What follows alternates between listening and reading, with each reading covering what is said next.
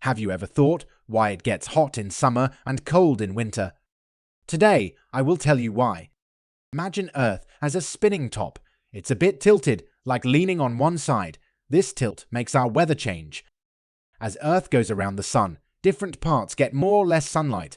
When it leans towards the sun, it's summer, long days, warm weather, and nature in full swing. When it leans away, it's winter, shorter days, colder nights, and maybe some snow. Spring and fall happen when Earth isn't leaning too much. Days and nights are more equal, and it's not too hot or too cold.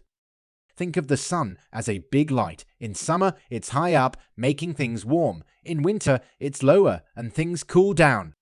So, as Earth spins around, we get different seasons, a simple dance that paints our world with changing colors.